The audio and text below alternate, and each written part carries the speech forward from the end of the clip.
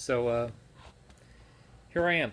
It is August 31st. Tomorrow will be September 1st. I'm going to go and kind of treat myself as a guinea pig, and this is going to be my experiment. I am going to take the next 30 days and abstain from alcohol. Now, for some people, that's not a big deal.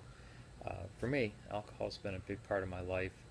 I don't want to, obviously, family and God and all that stuff is far more important. But I would say that it would be an accurate statement that I've had a relationship with alcohol. I'm one of those people who I'm very quiet, very laid back, and I get even more so when I drink. And so I want to do an experiment, and and this is going to be, carry on, and after 30 days, I'm going to do more in terms of general health and well-being, and but I want to chronicle these next 30 days, measure what I can measure, things like my weight. I'm going to go and actually track my calories and my steps, things like that, which I ordinarily do anyways on some form or fashion.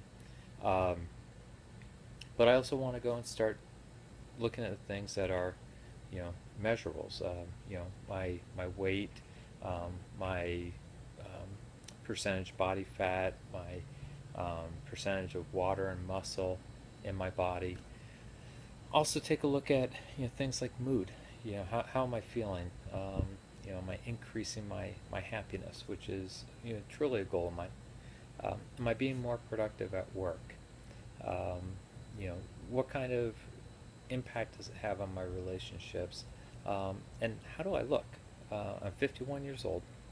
Um, you can see a double chin. Not happy about that. I'm right now, and I'll officially weigh in tomorrow morning, but I'm right now somewhere in the 192, 193 range, which is probably about 28 pounds heavier than I'd like to be. I'd like to be around 165. Um, I take a look at my face, and 51 years old. I got the wrinkles, got the crow's feet. Um, I do like to worship the sun, but it's funny. Those nights when I've had a couple too many, the next morning I take a look in the mirror, and boy, what a weathered face. Yeah, the wrinkles, the bags. It's I take a look at it, and I don't know if it's dehydration or what it is, but I think I could look a lot younger, and I want to see if this will make a difference that way. As I said before, I track my calories, but if I were to go and take a look at my daily consumption of calories, I would say probably a quarter to a third have been alcohol. I love an IPA, which can be 250, 300 calories per bottle. Um, or if I go to one of our local restaurants that it's a 22-ounce pour, I'm probably drinking 400 calories per pour, and I might have two, so that might be 800 calories for that day. So I really want to take a look at that. I'm going to do um, you know because I don't want it to be like radical changes all at once. Um, you know, because I really want to isolate what's making the difference. So the first thing I'm going to cut out is the alcohol. I'm going to commit to doing 10,000 steps a day. I've got my Fitbit tracker, so I'll go and I'll follow that. And then the other thing that I want to do is um, make sure I have like a minimum level of weightlifting. I do push-ups. I'm going to commit to doing 50 push-ups a day. I typically do somewhere between 10 and 25 push-ups per set. So it might be 5 of 10 or 2 of 25 or some variation in between. And then I was reading the 4-Hour Body by Tim Ferriss, and he had the kettlebell, and so I'm going to take a look at trying to do one or two 7-minute routines with the kettlebell. Nothing extraordinary, Just like my walking is not going to be extraordinary, it's 10,000 steps. That's the minimum that they recommend, anyways. And my push-ups are, more just a baseline to general maintenance. I'm not going to bulk up or become some superhero based on these push-ups. But I'm really right now trying to take the alcohol component out and see what that does, to my measurables. My weight, the inches around my waist, um, you know, my mood, my sleep habits. I can track my sleep with my Fitbit, and I will tell you that I average just under 5 hours, per day of sleep, um, and it's a very restless sleep. So I want to see if my sleep will improve, um, and I'll also try to quantify, how much money I'm saving by doing this. I am not sitting here professing that I'm going to abstain from alcohol the rest of my life. That's not the intention. The intention right now is to see what kind of change can take place.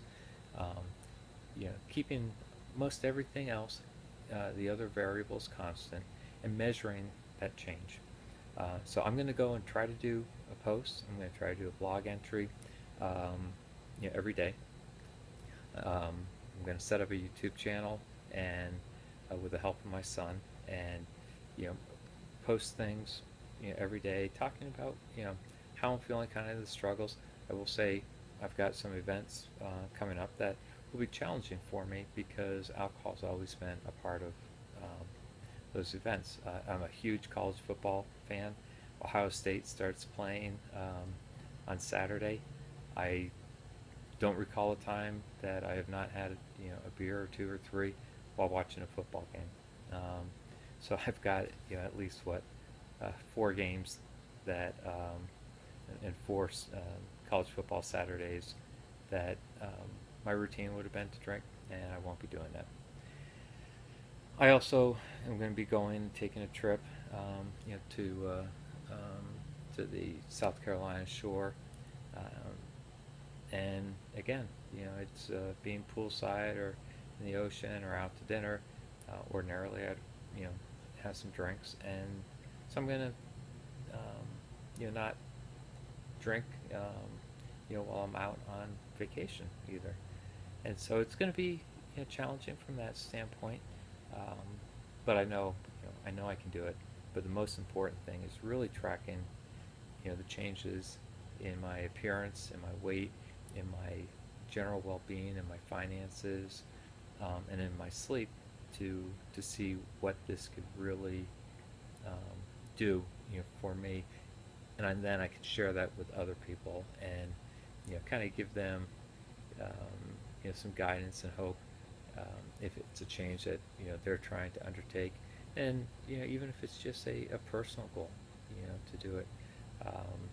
I've heard people talk about February being the month to take off. I'm doing it a few months early. I'm going to do September. So wish me luck, and thank you for going through and experiencing this journey with me, and hopefully it will bear some welcome results. Thanks a lot.